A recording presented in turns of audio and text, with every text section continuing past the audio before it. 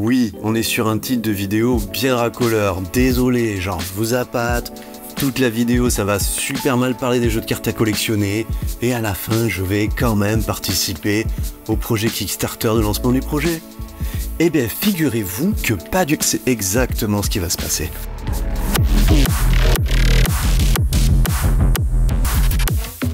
Pourquoi on parle de TCG en fait? À peine la chaîne lancée que déjà on casse la ligne éditoriale. Enfin ligne éditoriale, oui, on va pas se cacher que les jeux de cartes à collectionner, c'est un peu nul, hein. Le rapport prix-plaisir ludique doit faire partie des moins bons de tout l'univers du gaming sur table.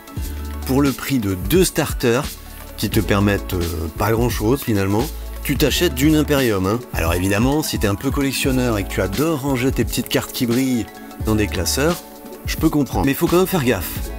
On commence comme ça, et on finit avec des piles de Funko Pop immondes dans son salon. Et ça, c'est pas cool. Je pense qu'ensemble, on peut trouver bien mieux pour combler le vide intersidéral de notre triste vie d'occidentaux blasés qui déambulent à gare dans l'enfer du capitalisme en cherchant désespérément un sens à tout ça. Ça va bien se passer, promis, on est ensemble. Et Magic, j'y ai joué pendant des années et c'était incroyable. Pour moi, c'est terminé. Trop chronophage, trop cher, trop conso. On est passé sur Hearthstone vite fait parce que bon, c'était incroyable ce système de mana, le lore, Warcraft, tout ça. Les soirées championnats, bon, si c'était quelque chose quand même. Mais du coup, il se passe quoi sur Altered? Pourquoi tout le monde en parle? Altered, c'est déjà un projet ultra ambitieux, dont le financement sur Kickstarter a été atteint en 2 minutes. C'est vrai que le premier palier à 50 000, c'était pas forcément difficile à éclater vu la com de type massive sur le projet. En fait, ils voulaient l'achievement financé en 2 minutes, quoi. Frimeur. On est quand même pas à la fin et ça a déjà dépassé les 3 millions. Donc en vrai, ça part très très fort. Altered, c'est donc un jeu de cartes à collectionner français, déjà, donc ça fait un peu plaisir. Et c'est porté par la vision de Régis Bonassé, le créateur derrière Dixit, Mysterium, Diceforge et autres, qui a monté une équipe solide qui charbonne depuis 3 ans sur un système unique très novateur. Le gars, il a juste réalisé un rêve de gosse et il y allait à fond. Le plus novateur, c'est un système de QR code qui numérise ta collection physique.